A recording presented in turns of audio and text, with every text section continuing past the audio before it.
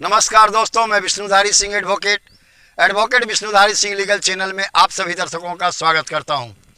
दोस्तों, आज मेरे वीडियो बनाने का टॉपिक है कि अगर मोटर दुर्घटना में किसी की मौत हो जाए तो उस मृतक व्यक्ति के आश्रित को, जो डिपेंडेंट है उसके, उन्हें कितना मुआवजा मिलेगा। दोस्तों, ऑनरेबल सुप्रीम कोर्ट ने अपने एक मुकदमे में इसके बारे में कितना मुआवजा मिलेगा इसका कैलकुलेशन करने के लिए 6 स्टेप निर्धारण किए हैं। दोस्तों, 6 स्टेप इस प्रकार हैं। पहला स्टेप है एक उम्र का निर्धारण, उनका एज क्या है, किस उम्र का वो व्यक्ति है जिसका एक्सीडेंट से मृत्यु हुआ। इसके लिए आपको सर्टिफिकेट दिखाना होगा, या आपके पास आधार कार्ड पर उम्र है, राशन कार्ड पर, वोटर लिस्ट पर उम्र है, या उसके आश्रित जो न्यायालय में बोलेंगे, कोई कागज नहीं है तो उसके आश्रित बोलेंगे ना न्यायालय में कि उसका उम्र इतना साल था, उसी उम्र को मानते हुए दोस्तों एक उम्र का निर्धारण होगा, पहला स्टेप। दूसरा स्टेप दोस्तों, आय का निर्धारण। अब आय का निर्धारण हम कैसे करते हैं, जरा इसे देख लें। आय के निर्धारण के लिए या तो उनका वेतन महीना मिल रहा है, सरकारी नौकरी में है या प्राइवेट नौकरी में है, वेतन मिल रहा है वो तो है ही, बिजनेस करते हैं उसका भी डॉक्यूमेंट है उनके पास। लेकिन दोस्तों, जो हमारे ग्रामीण मजदूर भाई हैं, जो अनपढ़ हैं, इन लोगों का भी एक्सीडेंट में मौत होता है। ऐसी परिस्थिति में इनको कौन सा आमदनी के लिए मंथली आमदनी का कोई सर्टिफिकेट है, कोई प्रमाण इनके पास नहीं है। दोस्तों, ऐसी परिस्थिति में क्या हो, इनको मुआवजा नहीं मिलेगा? नहीं दोस्तों, मिलेगा। इसके लिए सेंट्रल गवर्नमेंट के लेबर डिपार्टमेंट में मिनिमम वेजेस एक्ट का प्रावधान किया है कि दोस्तों, मिनिमम वेजेस एक्ट के अनुसार लेबर 3 तरह के होते हैं, skill labour, semi skill labour और अनस्किल्ड लेबर। यानी दोस्तों, कुशल मजदूर, अर्धकुशल मजदूर और अकुशल मजदूर, तीनों का वेतन निर्धारण किया गया है सेंट्रल गवर्नमेंट के द्वारा मिनिमम वेजेस एक्ट में। दोस्तों, अब उसी के अनुसार आप उस मजदूर का वेतन निर्धारित करें जो एक्सीडेंट में मारा गया। तो दोस्तों, मान लीजिए वो अकुशल मजदूर था, एकदम अकुशल, अनपढ़, सिर्फ शरीर से काम करके जीने वाला, फिर भी उसको 300-350 रुपया प्रतिदिन की मजदूरी मिलती है, मिलाकर उसे 10,000 रुपया महीना आमदनी होता है दोस्तों, जिससे वो अपने आश्रित परिवार को पालता है। अब आए, उसका उम्र है 25 साल। अब उसके 10,000 रुपया महीना को हम पहले 12 से गुना करें, क्योंकि साल भर का आमदनी हमें पहले निकालना है, तो वो हो गया 12×10 से 1,20,000 दोस्तों। यानी उसकी टोटल आमदनी हुई साल भर में 1,20,000। अब इसमें कुछ कटौती भी होती है दोस्तों, इसको कहते हैं स्टैंडर्ड डिडक्शन। क्योंकि जो व्यक्ति अपना काम करके कमाता है अपने आश्रित को पालने के लिए, वो पूरा पैसा घर में नहीं देता दोस्तों, वो अपने ऊपर भी कुछ खर्च करता है। इसके लिए भी इसी जजमेंट में ऑनरेबल सुप्रीम कोर्ट ने अपने जजमेंट में क्राइटेरिया बनाया है कि क्या उसका आश्रित है, कितना उसका आश्रित परिवार है, उसी के आधार पर कटौती होगी। दोस्तों, अगर वो मृतक अनमैरिड है, शादीशुदा नहीं है, तो उसका पूरे आमदनी का आधा काट लिया जाएगा दोस्तों। अगर उसके परिवार में 2 से 3 आश्रित हैं दोस्तों, 2 बाल बच्चे हैं, 1 पत्नी है दोस्तों, ऐसी परिस्थिति में उसके कुल आमदनी का, साल भर के कुल आमदनी का 1/3 काट ले दोस्तों, ये उसके खर्चे में चला गया। जैसे जैसे परिवार बढ़ता है वैसे वैसे खर्चा घटती चली जाती है व्यक्ति का, वो अपने परिवार में ज़्यादा पैसा देता है। अगर 4 से 6 परिवार हैं तो 1/4 काटे।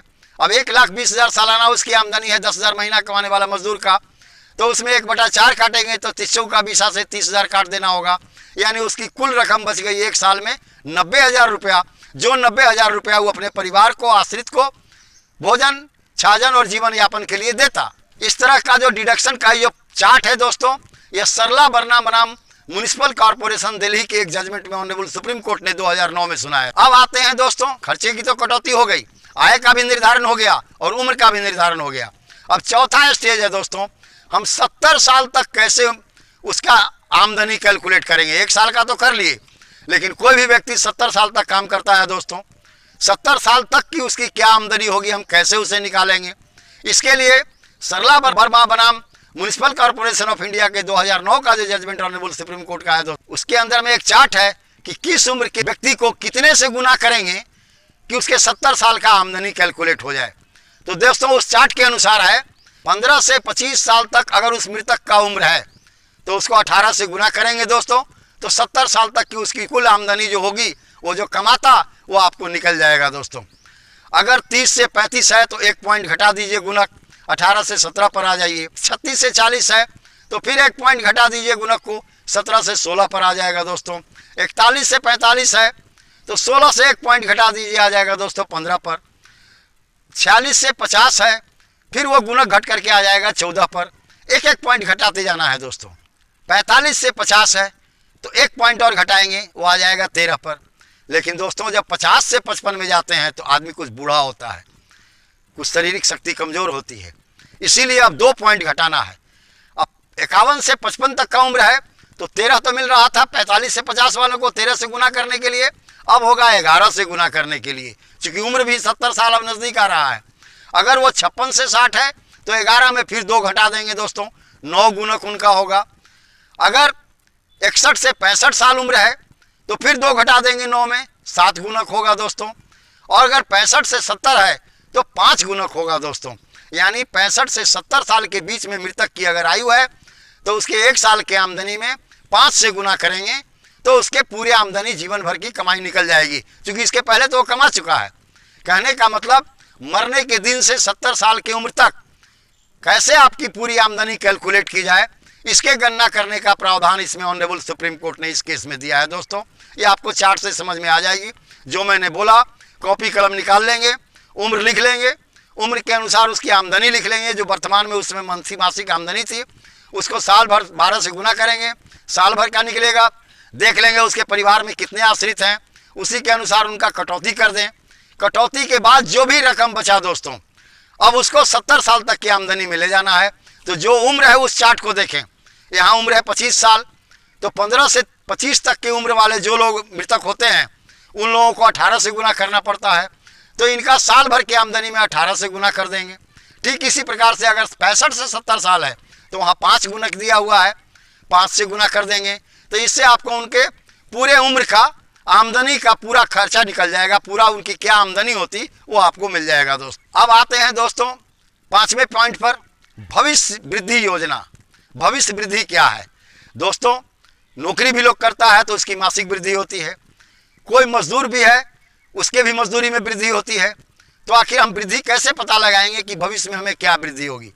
तो दोस्तों ऑनरेबल सुप्रीम कोर्ट ने अपने इसी मुकदमे में एक चार्ट फिर बनाया कि कैसे व्यक्तियों को किस आधार पर वृद्धि दी जाएगी। एक मुकदमा हुआ नेशनल इंश्योरेंस कंपनी बनारौना सिटी, 2017 सुप्रीम कोर्ट का फैसला है दोस्तों। अपने फैसले में ऑनरेबल सुप्रीम कोर्ट ने कहा कि जिसका उम्र 40 से कम है उसको 50% वृद्धि मिलेगी। यानी उसका कुल आमदनी 18 से गुना करने के बाद अगर आया मान लीजिए 10 लाख, तो उसको 50% और आप जोड़ दें दोस्तों, चूँकि वो 40 से कम उम्र का है, 25 का है, तो उसमें 50% और जोड़ दें तो 10 लाख की जगह 15 लाख हो जाएगा दोस्तों।